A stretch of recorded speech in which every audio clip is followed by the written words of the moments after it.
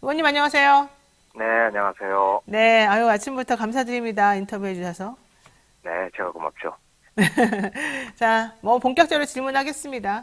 고발 사주가 있었던 날 바로 하루 전에 한동훈 법무부 장관하고 손준성 검사가 어떤 그 권순정 대변인하고 같이 세 명이서 카톡방을 만들어서 얘기를 나누고 있었는데 그때 한 장관이 카톡방에 그 해당 카톡방에 사진 60장을 한꺼번에 쭉 올린 사실이 확인이 됐어요.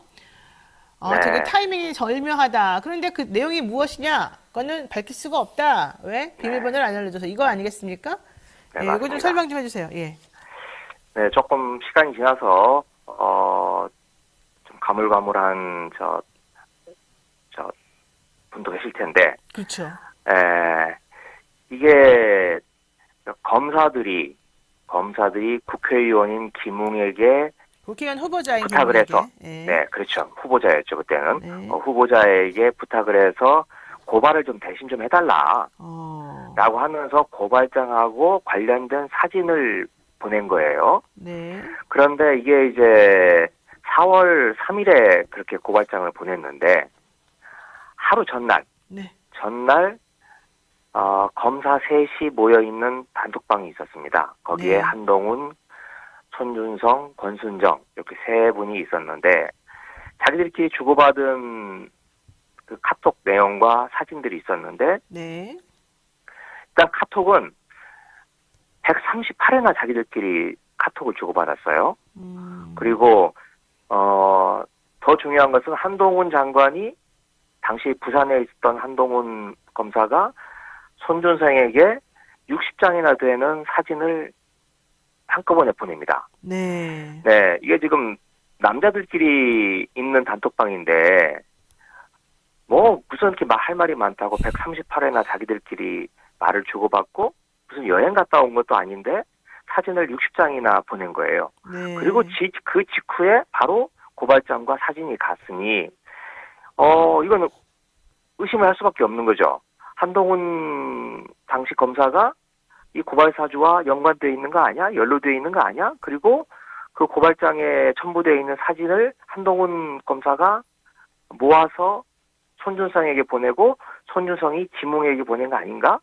이런 의심을 할 수밖에 없는 상황입니다. 네. 그러니까 2020년 4월 3일에 이제 텔레그램 방을 통해서 당시 손준성 수정관실, 수사정보관실에 있는 이 수사정보정책관이 본인하고 잘 아는 사이인 김웅 당시 미래통합당 예비후보에게 이러이러한 내용으로 고발을 좀 해달라. 그럼 우리가 알아서 잘 수사하겠다. 이제 이렇게 한 것으로 지금 의심이 되기 때문에 이걸 우리가 고발사주라고 불러요. 근데 하필이면 그때 고발사주가 왜 있었느냐? 당시에 대통령 부인과 그 장모 최은수 씨 관련 뭐 여러 가지 안 좋은 네, 이슈들이 뭐 대통령 주로는 후보 채널 A 건이었죠. 네. 참 채널 A 건. 네. 그러니까 네. 안 좋은 상황인 데다가 이제 채널 A 건까지 합쳐가지고 지금 그쪽에 약간 사면 초과로 몰리던 상황이었단 말이죠. 그렇죠. 그래서 그거를 무마하기 위해서 이제 이렇게 고발을 좀 대신해서 해달라. 검찰이 이제 윤 대통령 당시 총장을 지키기 위해서 이렇게 지금 보는 겁니다. 네, 그런데 그렇죠. 지금 말씀하신 이것은 그 일이 바로 2020년 4월 3일에 있었는데 2020년 4월 2일에 네, 이 4월 이 밤에 있었던 예, 세 일입니다. 명의 이 네. 중요한 검사들이 모여있는 이 방에서 60장의 사진이 전송된 것처럼 보이고 그 60장의 사진이 아마도 고발사주 관련한 증거 자료로 첨부되어서 보내졌지 않았겠느냐. 이제 여기까지가 의문이었습니다. 근데 여기에 네. 대해서 그러면 핸드폰 비밀번호 가가지고 손준성 씨 거 보자라고 했는데 아무도 비밀번호를 알려주지 않고 또 우리 정보 우리 또 공수처에서 이걸 또 풀지도 못해서 결과적으로는 무슨 사진이 건네진지는 모르는 그런 상황이 됐다는 거죠. 그렇죠. 그러니까 한동훈 검사가 손준성한테 보낸 것은 로그인 기록으로 확인이 돼요. 네네 보낸 건 거기까지는 맞다. 거기까지는 공수처에서 확인을 했습니다. 그래서 핸드폰을 좀 까자, 열자라고 했는데 그 비번을 손준성 검사가 영장실질심사 단계에서는 판사 앞에서는 제가 알려드리겠습니다. 그렇게 해놓고 저를 풀어주시면 제가 알려드리겠습니다. 이렇게 말을 해놓고는 영장이 기각되니까 그냥 입을 씻어버렸죠. 그리고는 그렇죠. 공수처에서 끝내 지금 비밀번호를 알아내지 못해서 그 한동훈이 손준성에게 보낸 사진의 내용이 어떤 내용인지는 확인하지 못하고 있는 단계입니다. 고발사주 고발장이 김웅 당시 미래통합당 후보 검사 출신입니다. 이분에게 전달되기 전까지 한 장관, 손 부장, 권 실장 이제 이런 순서대로 카카오톡이 서로 이제 얘기가 되고 그러니까 한 장관, 손 부장, 권 실장이 있는 카카오톡에서 얘기가 된 것 같으로 보이고 이거는 윤석열 검찰총장이 묵인하거나 적극적으로 지시하지 않으면 일어날 수 없는 일이다라고 당시에 이 보도를 처음 했던 뉴스버스의 이진동 기자, 조선일보 출신이죠. 이분이 이제 얘기도 했었습니다. 그런데 여기 이제 조성은 씨가 맞다 그거 내가 이렇게 전달해서 중간에 있었던 사람이고 내가 알기로는 이거 확실하다 했음에도 불구하고 결과론적으로는 이상하게 됐어요. 자, 중요한 건 여기서 말하고 싶은 중요한 건 이거죠. 결국 검사들이 휴대전화 비밀번호를 알려주지 않으면 우리나라 수사기관은 수사를 절대 할 수 없구나. 이거 어떻게 봐야 됩니까? 그렇죠. 그리고 특히 이제 많이 보던 장면 아닙니까? 한동훈 장관의 특히 애플폰 비밀번호 그건 많이 알려져 있는데 이렇게 되니 이건 검사들이 뭐 아주 무자비하게 압수수색을 하면서도 자기들은 철저하게 핸드폰 비밀번호 유지하면서 안 알려주면서 뭔가 일종 자기들끼리 매뉴얼이 있는 게 아닌가 이런 생각이 들 정도로 핸드폰 비밀번호에 대해서 아주 철저하게 잠금을 해놓고 있는 그게 아마 검사들의 문화인 것 같습니다. 그래요. 예전에 검사들이 핸드폰은 무조건 6개월마다 한 번씩 바꿔야 된다. 뭐 절대 삼성폰 쓰지 않는다. 아이폰 쓴다. 뭐 검사들이 핸드폰에 들어있는 중요 정보를 어떻게 망가뜨리는지 알려준 바도 있다. 뭐 이러면서 전자레인지에다가 유심칩을 뭐 녹여버린다든지 별별 얘기가 다 나왔어요. 그리고 핸드폰은 맞습니다. 핸드폰 한강에 엄청나게 막 다 집어 던지기도 하고 한강에 쌓여있다는 거 아닙니까? 이런 걸 보게 되면 참 핸드폰 비밀번호 까여가지고 공개당하는 사람들은 뭔지. 자, 좋습니다. 근데 중요한 건 이제 결론적으로 요즘에 이제 이런 식으로 일이 퍼지다 보니까 사실은 아무도 검사들의 죄를 밝혀내기가 어려워졌다 이런 얘기예요. 솔직히 말하면. 원래 어려워진 정도가 아니라 뭐 불가능해져 버린 거죠. 자기들끼리 끼리끼리 감싸주고 검찰 외부에 대해서는 아주 잔혹하고 가혹하게 하면서도 자기들끼리는 감싸주는 그 끼리끼리 문화가 아주 공공연하게 이루어지고 있지 않습니까? 네, 맞습니다. 근데 그럴 수밖에 없다고 생각하는 게 혹은 그랬을 수도 있다고 생각하는 게 검사들이 이제 어떤 수사를 하다 보면 솔직히 본인들이 그 문제를 해결하기 위한 수사 기법이라고 하는 거를 생각해내게 되는데 이들이 이런 와중에 또 상대방인 피의자들로부터 많은 걸 배운답니다. 그리고 그들로부터 정보를 끌어내기 위해서 검사들이 수사기관이 어떤 식으로 하는지를 너무 잘 알고 있기 때문에 그렇죠. 그러니까 본인들은 안 걸리는 방향으로 머리가 너무 잘 발달될 수밖에 없다. 이런 얘기가 있었고 그래서 결과적으로 공수처 물론 어렵게 출범했습니다만은 공수처에 가 있는 수사기관들, 수사관들 혹은 검사라고 해야 되죠. 이분들의 능력이 생각보다 잘 발휘되지 못하는 것 같다 이런 얘기도 있습니다. 자, 근데 편의점 한동훈이라는 풍자 웹툰도 있었습니다만은 결국 이 모든 것이 다 한 장관에 다 연결이 돼 있단 말이에요. 한동훈 법무부 장관. 한 장관 특유의 답변 스타일도 있고 뭐 여러 가지 얘기가 있는데 결국 이 권순정, 한동훈, 손준성 이 세 명이 있는 카톡방에서 60장 사진 보내진 거의 핵심은 한동훈 장관이잖아요. 그러면은 이걸 확인하기 위해서 한동훈 장관한테 물어봐야 됐을 거 아닙니까? 뭐라던가요? 여기에 대해서 몇몇 언론이 이게 지금 이 사실이 여태까지 안 밝혀지다가 4월 초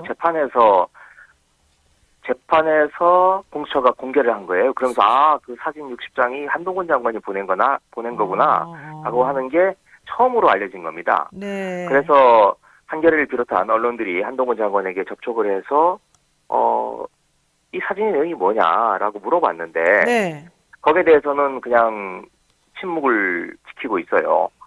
그래서 아까 진행자께서 뭐 조선 제1의 혀도 말씀을 하셨는데 모든 사안에 대해서 시시콜콜 입장을 밝히고 굳이 밝힐 필요가 없는 것도 나서서 이야기를 하지 않습니까? 그래서 정치적 분란에 씨앗이 두고 있는데 이 문제에 대해서만은 그냥 입을 딱 다물고 이야기를 하지 않고 있죠. 또 하나 이야기하지 않는 게 또 있습니다. 한동훈 자신의 딸 알렉스 네, 아니라. 딸 그 MIT 합격한 문제에 대해서도 가타부타 지금 이야기를 안 하고 있죠.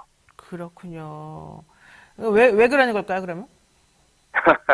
그러니까요. 그건 진짜 한 장관한테 물어보고 싶은데, 그래서 저희들이 제가 법사위 소속인데, 이런 걸 물어보려면 한동훈 장관을 법사위에 불러서, 물어볼 기회를 저희들이 얻어야 되는데, 법사위 위원장이 지금 국민의힘 소속이시고, 그리고 또 뭐 한동훈 장관이 적극적으로 나 가겠다 말하면 아마 나올 수도 법사위가 열릴 수도 있을 겁니다. 그런데 이런 현안들에 대해서는, 지금 법사위가 거의 열리지 않고 있어서, 네.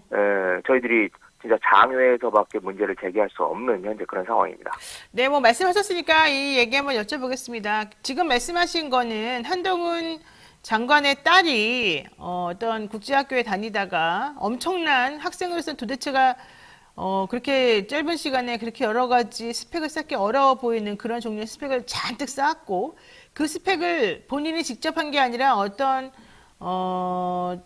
컨설팅 회사의 도움을 받아가지고 다른 사람의 힘을 빌어가지고 쌓아놓은 뭐 논문 같은 것도 마찬가지고 뭐 이렇다는 의혹이 그 동안에 있어 왔었거든요. 그랬더니 한 네, 장관이 의혹 정도가 아니라 뭐 거의 사실로 드러났죠.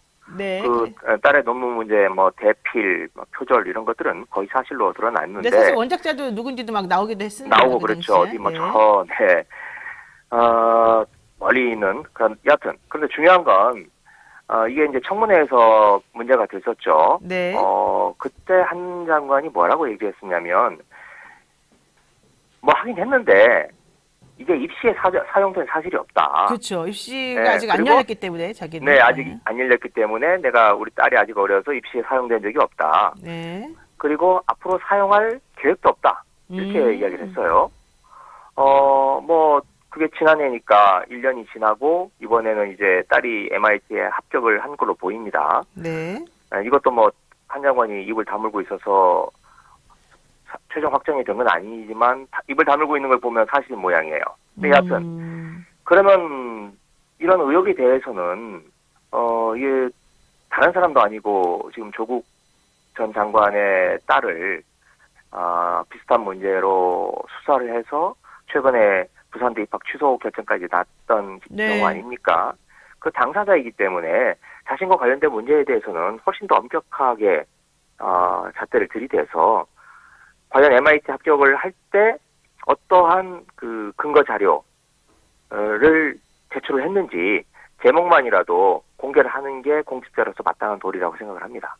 그러니까 사실 그동안에 문제됐던 게 한동훈 장관 딸이 만들었다는 그 엄청난 스펙은 사실 본인이 하기 어려운 정도의 스펙이어서 누구라도 이해가 안 되는 상황이었는데 그걸 조국 전 장관의 딸 조민 씨의 스펙하고 비교해서 문제가 됐다고 하는 그 조민 씨 모친과 지금 이런 분들이 다 유죄로 인정받고 있는 그 부분하고 비교해 보아도 사실은 비교도 안 될 정도로 엄청나거든요. 근데 그때 그런 걸 지적을 했더니 한동훈 장관 측이나 뭐 이런 쪽에서는 그거 대한민국에서 적용할 관련된 스펙 아니니까 신경 쓰지 말아라. 그리고 우리 딸은 아직 그거 쓰지도 않았다. 안 쓰겠다. 이렇게 얘기를 했단 말이죠. 네. 근데 사실은 조국 전 장관의 아들이 뭐 외국의 대학교 다니면서 오픈북 시험 보는 와중에 엄마하고 아빠의 도움을 좀 받았네 안 받았네 이걸 가지고 그렇게 망신을 주던 상황이라고 한다면 요거하고 그 스펙하고 전혀 상관이 없다는 식으로 말하는 건 좀 이해가 안 간다는 게 첫 번째였고 그렇죠. 네. 네, 두 번째 이번에 MIT라고 하는 그 좋은 학교에 들어갔는데 과연 그런 스펙을 하나도 안 썼을까 본인이 약속한 대로 이게 또 좀 궁금하다는 거예요. 그렇죠. 자 그러다 보니까 한 장관 딸 MIT 합격 소식에 대해서 입학 경위를 제대로 조사해달라 이런 국제 청원이 많이 등장을 했답니다. 그래서 한인사회에서 특히 엄마들이 30쪽도 넘는 종이 분량으로 이 한 장관 딸의 문제점에 대해서 특히 그 사촌들의 유펜 다니는 것과 관련해서도 여러 가지 증거를 들이대면서 조사해달라고 얘기를 했다는데 MIT가 사기꾼들의 놀이터가 되면 안 된다 이런 청원까지 했다는 거죠. 자 이런 청원 무슨 의미가 있을 것이고 이런 청원 과연 성공할 것인지 이럼에도 불구하고 장관은 꿋꿋할 것인지 이 부분이 좀 핵심인 것 같아요.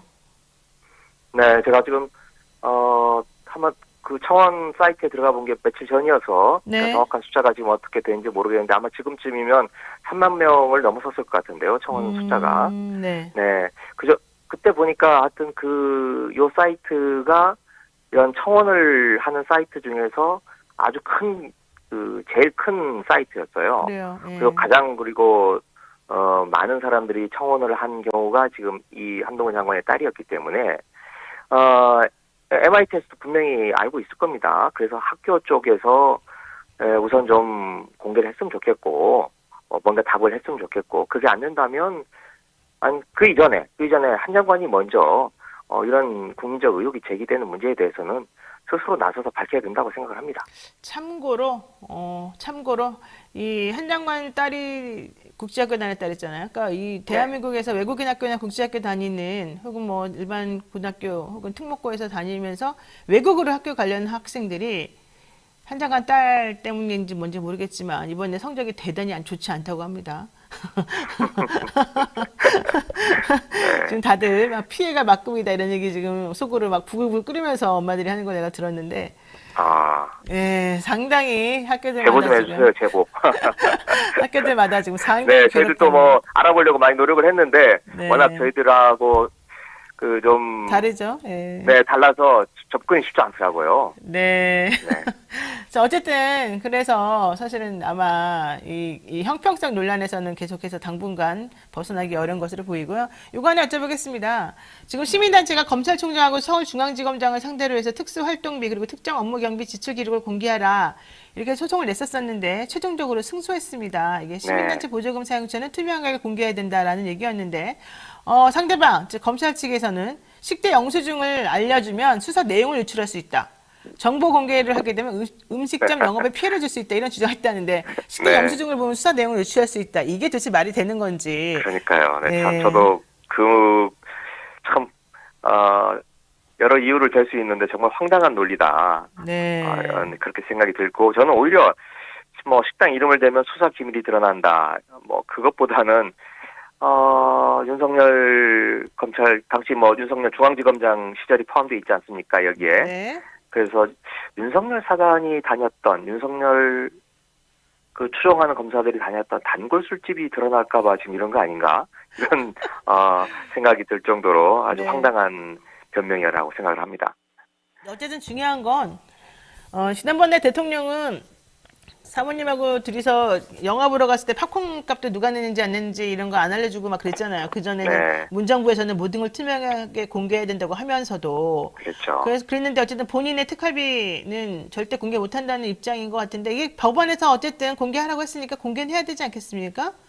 네, 공개를 해야 되는데 몇 가지 뭐 이름을 지우고 뭐 여러 가지 조건을 달아서 공개하라라고 하는 판결이 나왔는데 얼마나 성실하게 이행을 할지 한번 국민들이 같이 좀 지켜봤으면 좋겠습니다. 맞습니다. 그래도 이게 그냥 말만 그치는 게 아니라 법원에서 그런 판결이 나왔기 때문에 이제 의무적으로라도 내야 되는데요. 대검찰청과 서울중앙지검은 2017년 1월 1일부터 2019년 9월 30일까지 지출한 특수활동비와 특정 업무경비 집행정보와 증빙서류, 업무추진비 지출 증빙서류를 원고에게 공개를 해야 됩니다. 이제 다음에 이게 공개가 되면 또 한번 그 내용 가지고 또 확인을 해봐야 될 것 같습니다. 자, 마지막으로 이거 하나 여쭤보겠습니다.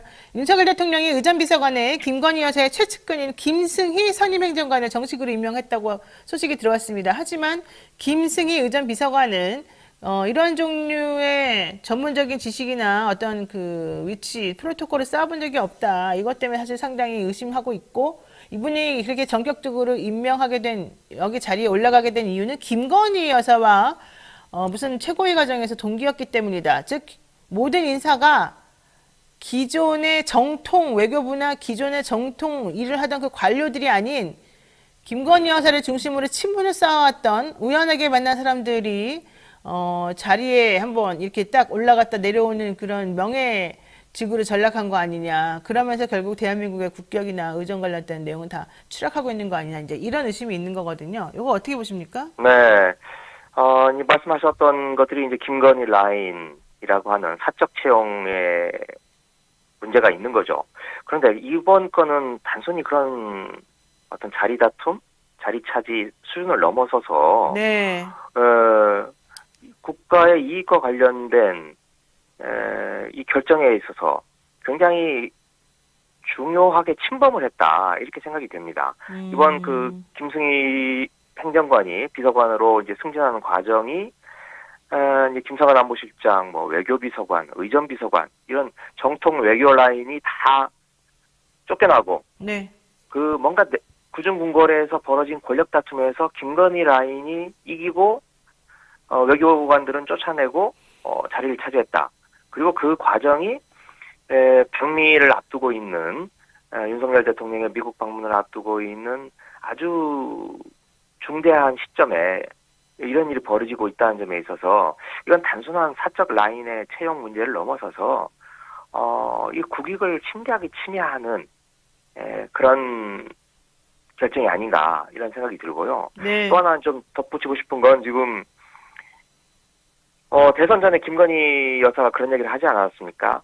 내가 정권을 잡으면 이런 얘기를 했는데 네. 이 김건희 라인이 이렇게 중용이 되고 또 최근에 김건희 여사가 공개적인 행보를 아주 활발하게 하는 이것들이 서로 맞물려 있는 거 아닌가. 그리고 내가 정권을 잡으면이라는 말이 1년 만에 거의 현실화되고 있는 거 아닌가 이런 생각이 듭니다. 그렇군요. 내가 정권을 잡으면이라고 서울에서 이명수 기자와의 전화통화 내용에서 네. 했던 내용이 사실 우리들의 귀를 아직도 맴돌고 있습니다.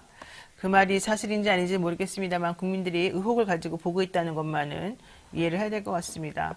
자, 그 전당대회 불법 정치자금 관련해서 수사 의혹이 확산이 되고 있습니다. 이게 이제 이정근 민주당 그 전 사무부총장의 핸드폰을 포렌식해서 나온 결과를 가지고 지금 계속해서 2021년 송영길 당대표 당선 시절에 있었던 뭐랄까요? 이 돈봉투 살포 사건 뭐 이렇게도 불리우기도 하던데요.